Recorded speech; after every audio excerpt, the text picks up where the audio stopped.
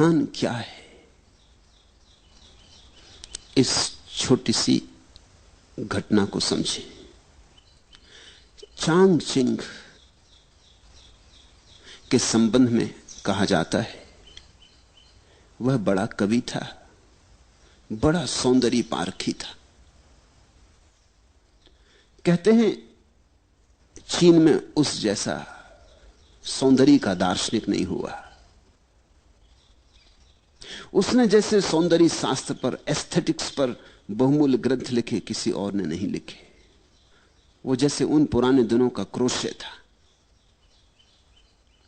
20 साल तक वो ग्रंथों में डूबा रहा, सौंदर्य क्या है इसकी तलाश करता रहा। एक रात, आधी रात, किताबों में डूबा डूबा उठा, पर्दा सरकाया, द्वार के बाहर झांका, पूरा चांद आकाश में था। चिनार के ऊंचे दरख्त जैसे ध्यानस्थ खड़े थे। मंद समीर बहती थी। उस समीर पर चढ़कर फूलों की गंध उसके नासापुटों तक आई।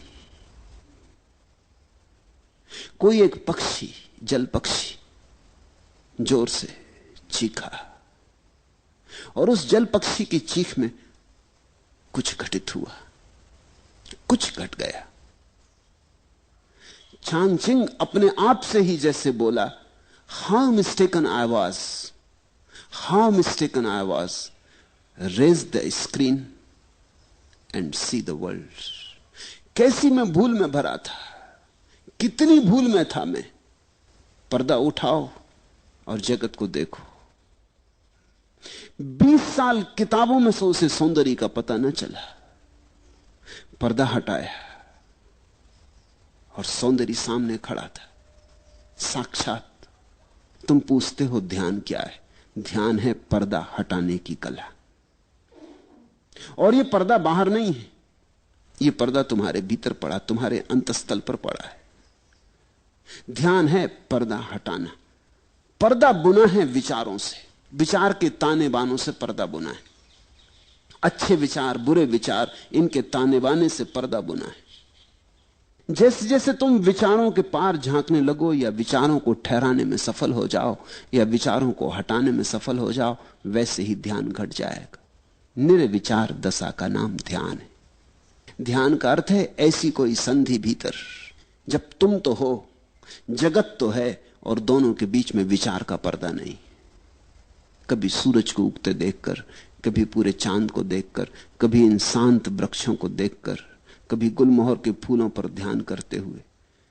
तुम हो, गुलमोहर है, सजा दुल्हन की तरह, और बीच में कोई विचार नहीं। इतना भी विचार नहीं कि यह गुलमोहर का वृक्ष है, इतना भी विचार नहीं कि फूल सुंदर हैं, इतना भी विचार नहीं। शब्द उठ ही नहीं रहे, अवाक, मौन, स्तब्ध तुम रह गए हो। उस घड़ी का नाम ध्यान है। पहले तो क्षण क्षण को होगा, कभी कभी होगा, और जब तुम चाहोगे तब ना होगा, जब होगा तब होगा। क्योंकि ये चाह की बात नहीं, चाह में तो विचार आ गया। ये तो कभी कभी होगा। इसलिए ध्यान के संबंध में एक बात ख्याल से पकड़ लेना, खूब गहरे पकड़ लेना, ये तुम्हारी चाहत से नहीं होता है। ये इतनी बड़ी बात है कि तुम्हारी चाहत से नहीं होती, ये तो कभी कभी अनायास किसी शांत क्षण में हो जाती। तो हम करें क्या? ध्यान के लिए हम करें क्या? यही शायद तुमने पूछना चाहा कि ध्यान क्या है, कैसे करें। ध्यान के लिए हम इतना ही कर सकते हैं कि अपने को शिथिल करें, दौड़ धाप से थोड़ी देर के लिए रुक जाएं, घड़ी भर को 24 घंटे में सब आपाधापी छोड़ दें। लेके तकिया निकल गए, लेट गए लान पर, टिक गए वृक्ष के साथ, आंखें बंद कर ली, पहुंच गए नदी तट पर, लेट गए रेत में, सुनने लगे नदी की कलकल। मंदिर मस्जिद जाने को मैं कह ही नहीं रहा हूं, क्योंकि पत्थरों में कहां ध्यान। तुम जीवंत प्रकृति को खोजो। इसलिए बुद्ध ने अपने शिष्यों को कहा, जंगल चले जाओ, वहां प्रकृति नाचती चारों तरफ। 24 घंटे वहां रहोगे, कितनी देर तक बचोगे? कभी ना कभी तुम्हारे बावजूद किसी क्षण में अनायास प्रकृति तुम्हें पकड़ लेगी। एक क्षण को संस्पर्श हो जाए, एक क्षण को द्वार खुल जाए, एक क्षण को पर्दा हट जाए, तो ध्यान का पहला अनुभव हुआ। और पहले अनुभव के बाद फिर अनुभव आसान हो जाते। आसान इसलिए हो जाते कि तब तुम्हें एक बात समझ में आ जाती कि सीधे सीधे ध्यान को पाने का कोई उपाय नहीं, परोक्ष मार्ग है। तुम शिथिल रहो, आहिस्ता से चलो, आपाधापी छोड़ो। 1 घंटे के लिए कम से कम 24 घंटे में लीन हो जाओ प्रकृति में। संगीत सुनो कि पक्षियों के गीत सुनो।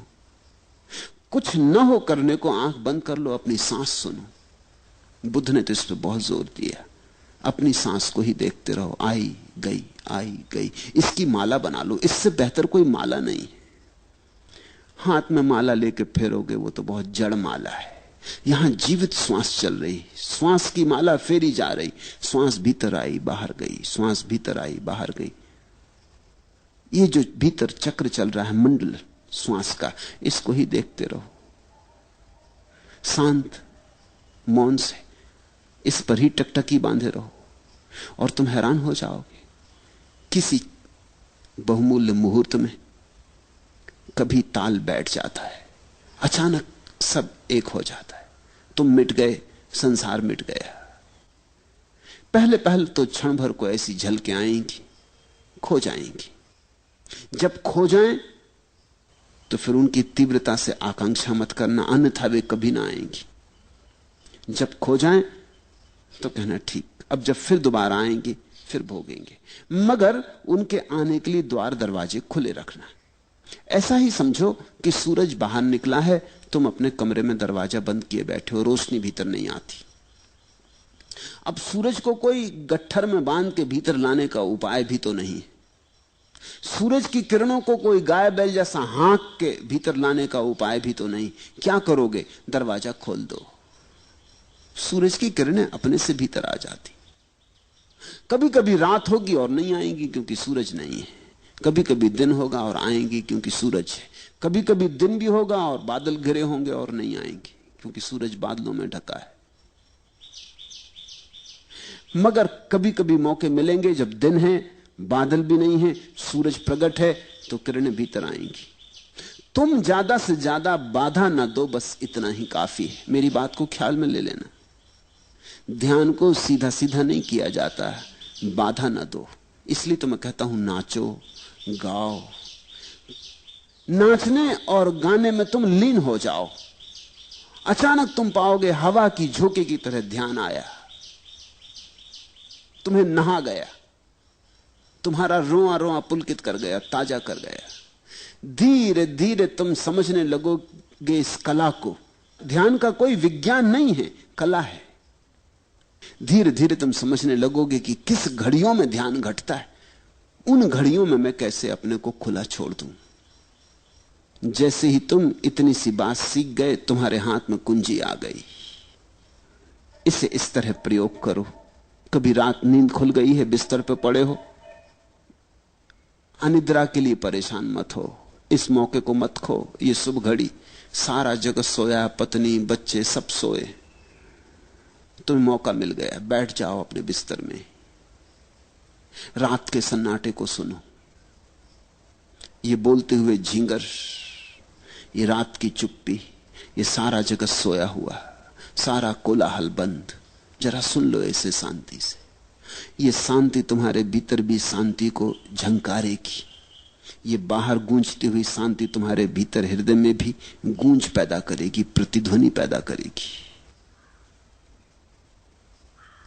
जब सारा घर और सारी दुनिया सोई हो तो आधी रात चुपचाप अपने बिस्तर में बैठ जाने से ज्यादा शुभ घड़ी ध्यान के लिए खोजनी कठिन है। लेकिन मैं ये नहीं कह रहा हूं कि तुम आधी रात अलार्म भर के बैठ जाओ, कभी नहीं, तो धोखा हो जाएगा। तुमने अगर इसको कोई नियम बना लिया कि अलार्म भर के 2 बजे रात उठ के बैठ जाएंगे, फिर सब गड़बड़ हो जाएगी। ध्यान तुम्हारे खींचे खींचे नहीं आता। ध्यान इतनी नाजुक बात है तुम बुलाते हो तो संकोच से भर जाता, आते ही नहीं। बड़ी नाजुक दुल्हन है ध्यान। तुम जोर जबरदस्ती मत करना, नहीं तो बलात्कार हो जाएगा। बहुत धीरे धीरे फुसलाना पड़ता। फुसलाने शब्द को याद रखना, ध्यान को फुसलाना पड़ता। फिर 24 घंटे में कभी भी हो सकता है, लेकिन ख्याल यही रखना कि फुसलाना है, आयोजन नहीं करना। नहीं तो लोग हैं कि रोज 5 बजे उठाए और बैठ गए ध्यान करने, जड़ की तरह, यंत्रवत, मशीन की तरह। नहीं, ऐसा ध्यान नहीं होता। हां, तुम ख्याल रखो, थोड़ा अपने हृदय का भी भाव रखो कि जब तुम्हारा हृदय बहता हो तब चूकना मत। तब 1000 काम हो तो छोड़ के एकांत में बैठ जाना। अपने स्नान गृह में भी बैठ गए जाके तो चलेगा, लेकिन जब तुम्हें लगे कि हां अभी भीतर घड़ी आती मालूम पड़ती, विचार कुछ कम है, तनाव कुछ कम है, मन कुछ प्रफुल्लित है, आनंदित है, ये घड़ी है। लोग अक्सर उल्टा करते, जब उनका मन दुखी होता तब ध्यान करते हैं। लोग दुख में भगवान को याद करते। ये तो जब उल्टी हवा बह रही है तब बहुत कठिन हो जाएगा सुख में याद करना। इसलिए मेरे सूत्र अनूठे हैं। मैं तुमसे कहता हूं, जब तुम्हारा मन बड़ा सुखी मालूम पड़े, कोई मित्र घर आया है, बहुत दिनों बाद मिले, गले लगे, गपशप हुई है, मन ताजा है, हल्का है, खूब प्रसन्न हो तुम, इस मौके को छोड़ना मत। बैठ जाना एकांत में। इस घड़ी में सुख का सुर बज रहा है, परमात्मा बहुत करीब है। सुख का अर्थ ही होता है जब तुम्हारे जाने अनजाने परमात्मा करीब होता है, चाहे जानो चाहे ना जानो। सुख जब तुम्हारे भीतर बजता है तो उसका अर्थ हुआ कि परमात्मा तुमसे बहुत करीब आ गया। तुम किसी अनजाने मार्ग से घूमते घूमते परमात्मा के पास पहुंच गए हो। मंदिर करीब है, इसलिए सुख बज रहा है। इस घड़ी को चूकना मत। इस घड़ी में तो जल्दी से खोजना, कहीं किनारे पर ही हाथ के बढ़ाने से ही मंदिर का द्वार मिल जाएगा। लेकिन लोग दुख में याद करते, सुख में भूल जाते। दुख में तुम मंदिर से बहुत दूर पड़ गए हो, अनंत दूरी है। दुख में तो भरोसे नहीं आता कि ईश्वर हो भी सकता है। दुख में कहां भरोसा आ सकता है? दुख में तो ऐसा लगता है संसार में कोई नहीं है। दुख में तो ऐसा लगता है कि ये कोई शैतान चला रहा है संसार को, कोई दुष्ट। दुख में तो ऐसा लगता है कि समाप्त कर लो अपने को। न कोई कृतज्ञता, न कोई धन्यवाद का भाव उठता। दुख में कैसे उठे? लेकिन लोग दुख में मंदिर जाते, मस्जिद जाते, भगवान को याद करते, प्रार्थना करते और सुख में भूल जाते। और मैं तुमसे कहता हूं, सुख में ही घटता है। सुख के क्षण में ही तुम करीब से करीब होते हो। उस समय सरक जाना, उस समय लेट जाना जमीन पर, साष्टांग रख देना सिर भूमि पर, ठंडी गीली लान पर लेट जाना, आंख बंद कर लेना। उस क्षण सोच लेना अपने को कि मिल रहे पृथ्वी के साथ, एक हो रहे पृथ्वी के साथ। और तुम पाओगे कभी कभी आ जाती लहर, तरंग की तरह तुम्हारे भीतर प्राणों में कुछ कब जाता, कोई नई बीन बजती। धीरे धीरे पहचान हो जाएगी और धीरे धीरे तुम्हें कला आ जाएगी। तुम धीरे धीरे पहचानने लगोगे कि कब इसके होने के क्षण होते, कैसी दशा होती तुम्हारी जब ये निकटता में घट जाती है बात, और कैसी दशा होती तुम्हारी जब ये मुश्किल होती है बात। फिर तुम पहचान पे पड़ जाओगे। तुम्हारी आत्मविज्ञा, तुम्हारा प्रतिभिज्ञा, तुम्हारी पहचान धीरे धीरे साफ होने लगेगी। पहले तो अंधेरे में टटोलने जैसा है, मगर ध्यान घटता है। और कभी कभी तो उन लोगों को भी घटता है जिन्होंने ध्यान के संबंध में कुछ सोचा ही नहीं। अधार्मिकों को भी घटता है, क्योंकि ध्यान की कोई शर्त ही नहीं है। छोटे बच्चों को घट जाता है, छोटे बच्चों को ज्यादा घट जाता है जब बजाय बड़ों के। तितली के पीछे भाग रहा बच्चा, सुबह का सूरज निकला, भागा जा रहा तितली के पीछे, सब भूल जाता है, तितली ही सब हो गई, उसे याद ही नहीं रहती, खुद भी तितली जैसा उड़ा जा रहा। उस घड़ी ध्यान की झलक मिल जाती। लोग जीवन भर याद करते हैं कि बचपन में बड़ा सुख था। किस सुख की याद है ये? क्या तुम सोचते हो बचपन में तुम्हारे पास बहुत धन था? नहीं था, जरा भी नहीं था। 2-2 पैसे के लिए रोना पड़ता था, 1-1 पैसे के लिए बाप और मां के मोहताज होना पड़ता था। धन तो नहीं था। कोई बड़ा पद था? कहां से होता पद? सब तरह की झंझटें थी। स्कूल कारागृह था, जहां रोज रोज बांध के भेज दिए जाते थे, जहां बैठे बैठे सिवाय परेशान होते थे, कुछ समझ में ना पड़ता था, और हर कोई दबा देता था। बल भी नहीं था, हर एक छाती पे सवार था। तो बचपन में सुख कैसा था? न धन था, न पद था, न प्रतिष्ठा थी, न कोई सम्मान देता था। सुख हो कैसे सकता था? सुख कुछ और था। तितलियों के पीछे भागने में ध्यान की किरण उतर आई थी। सागर के किनारे शंखसीप बीनने में परम आनंद का क्षण उतरा था। कंकड़ पत्थर बीन लाए थे और समझे थे कि हीरे ले आए, और किस चाल से मस्त होकर आए थे। कुछ भी न था हाथ में, लेकिन कुछ ध्यान की सुविधा थी। मेरे देखे बचपन में ध्यान के अतिरिक्त तो और कोई सुख नहीं है। तुम भूल गए हो, तुम्हें इतनी भर याद रही कि बड़ा सुख था। अगर तुमसे कोई पूछे कि बताओ क्या क्या सुख था, तो तुम मुश्किल में पड़ोगे। और ध्यान की तो तुम्हें याद ही नहीं, ध्यान शब्द ही अपरिचित हो गया है। बच्चे को ऐसा पता भी नहीं था कि यह ध्यान है, पर पता होने से क्या होता है? तुम्हें पता हो कि सोना है या नहीं, इससे क्या होता है? सोना सोना है। जैसे जैसे तुम बड़े होते गए, वैसे वैसे ध्यान छूटता गया, क्योंकि तुम विचारों में ज्यादा पढ़ते गए। विचार का शिक्षण दिया गया है, स्कूल, कॉलेज, यूनिवर्सिटी सब विचार सिखाते। अभी तक मनुष्य जाति का ऐसा अभागापन है कि कोई विश्वविद्यालय ध्यान नहीं सिखाता। विचार, धीरे धीरे तुम विचार से भरते गए, चिंताएं चिंताएं।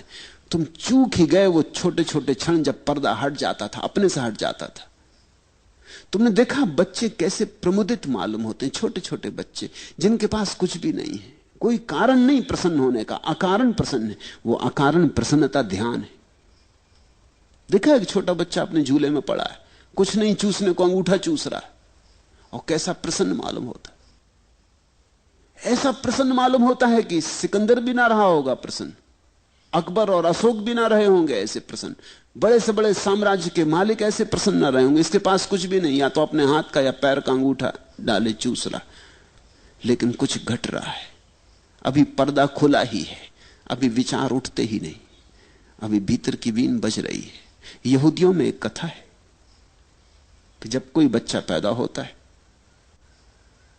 तो देवता आते और उस बच्चे के सिर पे हाथ फेरते, ताकि वो भूल जाए उस सुख को,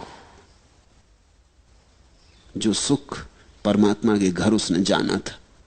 नहीं तो जिंदगी बड़ी कठिन हो जाएगी। दयावश ऐसा करते हैं, नहीं तो जिंदगी बड़ी कठिन हो जाएगी। अगर वो सुख याद रहे तो बड़ी कठिन हो जाएगी तुलना में। तुम फिर कुछ भी करो व्यर्थ मालूम पड़ेगा। धन कमाओ, पद कमाओ, सुंदर से सुंदर पत्नी और पति ले आओ, अच्छे से अच्छे बच्चे हो, बड़ा मकान हो, कार हो, कुछ भी सान न मालूम पड़ेगा अगर वो सुख याद रहे।